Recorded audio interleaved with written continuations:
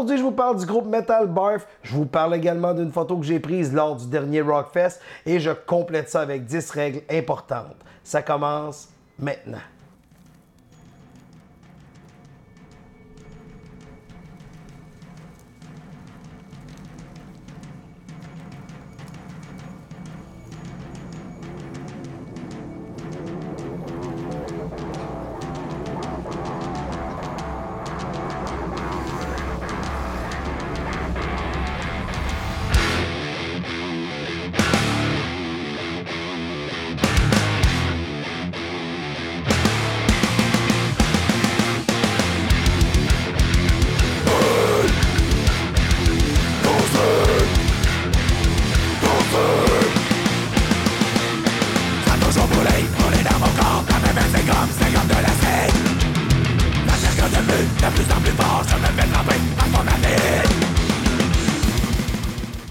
Barf s'est fondé en 1986. Sérieusement, c'est un band des années 80, mais qui s'est rendu jusqu'à aujourd'hui grâce à leur talent. Déjà sorti 5 albums, c'est sûr qu'il y a une couple de mini-albums. Le tout dernier, celui que je vous parle aujourd'hui, qui est sorti en 2014.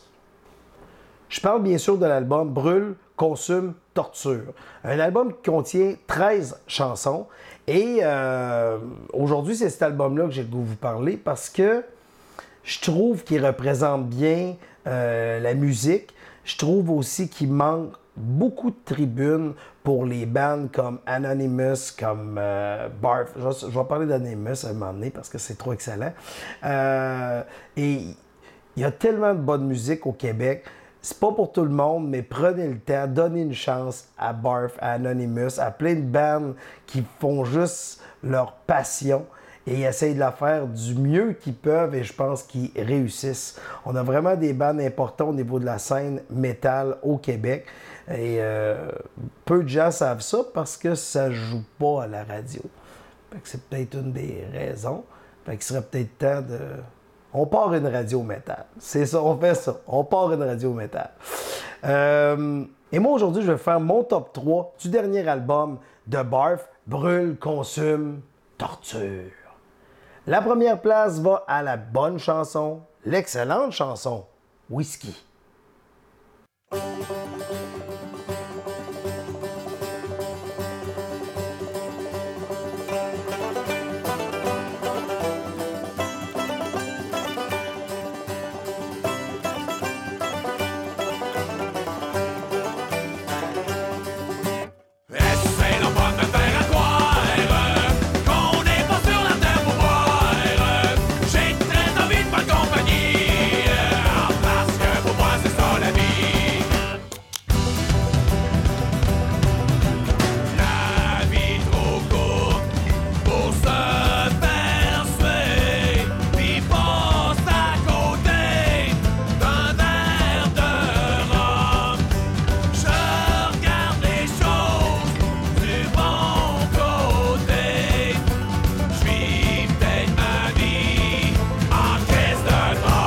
En deuxième position, Hater.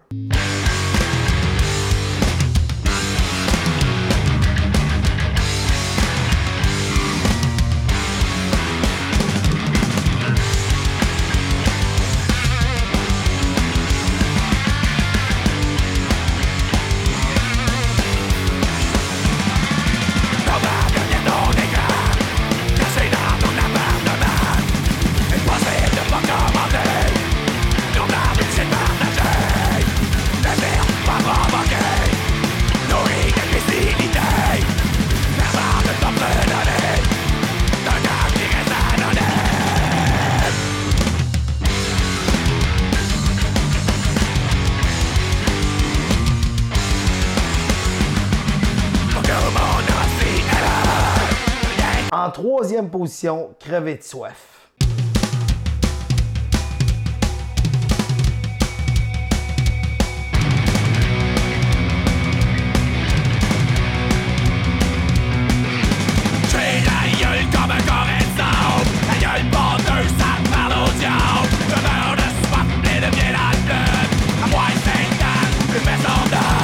Plaisir d'ouvrir une bouteille.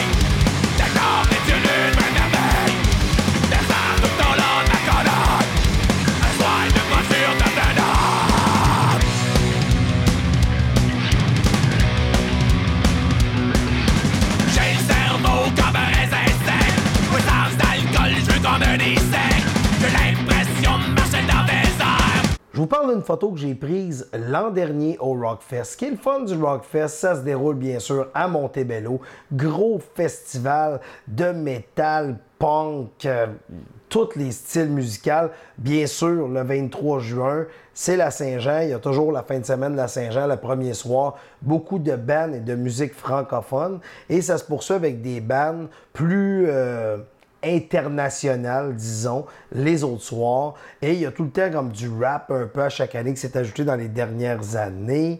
Il y a eu de l'humour, il y a plein de choses. Et j'avais la chance de me retrouver sur place. Et j'ai pris une photo du célèbre Mario Rock. Pour un soir, ils ont décidé de reformer le gros show, c'est-à-dire Chabot, Poudy et Mario Rock. Pour un soir seulement, sont venus sur la scène, ils ont tout pété. Et c'était juste avant le band Anonymous qui ont été tellement gentils de nous laisser leur scène avant eux. Alors, je les remercie au passage. Et je veux juste vous dire que j'aime beaucoup cette photo-là. Elle est prise d'eau. On voit la craque de fesses à Mario Rock. Je le sais, je sais pas que je voulais voir la craque de fesses, mais j'aime la photo. Je trouve tellement qu'elle rock et je suis content de la partager avec vous aujourd'hui. Alors, Mario Rock au Rockfest l'an dernier.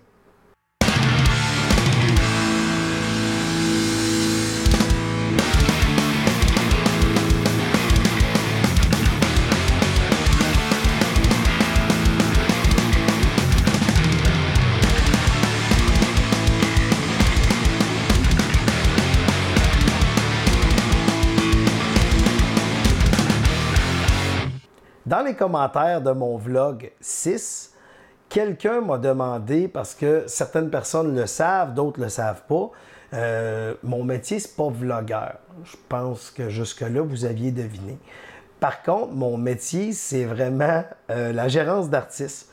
Et il y a quelqu'un qui a dit, ça pourrait être le fun que tu nous parles de gérance ou d'anecdotes sans peut-être trop citer de noms, sans trop citer de choses.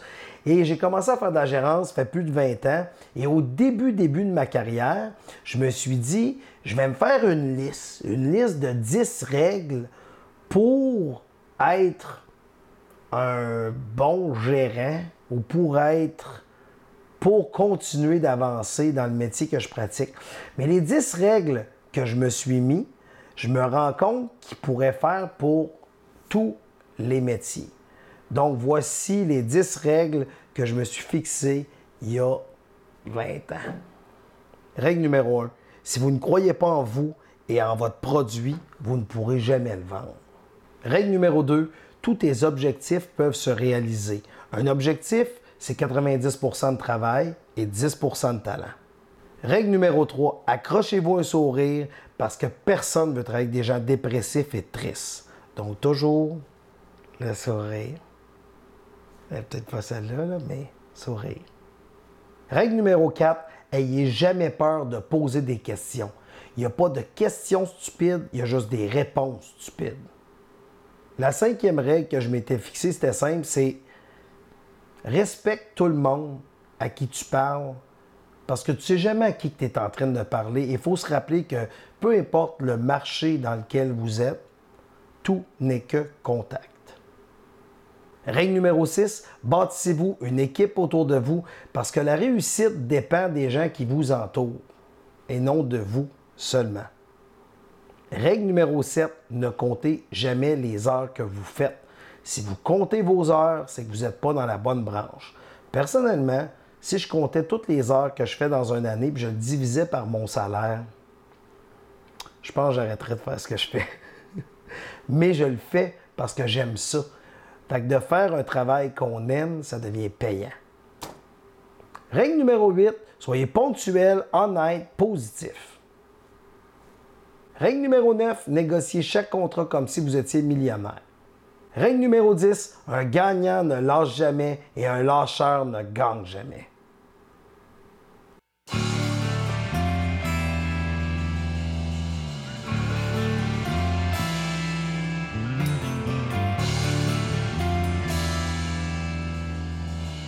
J'espère que vous avez aimé le vlog cette semaine. Laissez un commentaire positif, négatif, constructif. Vous avez besoin du hashtag qu'on a vu juste un peu auparavant lors de ce même vlog. Et je vous invite à vous abonner à ma page et on se voit la semaine prochaine.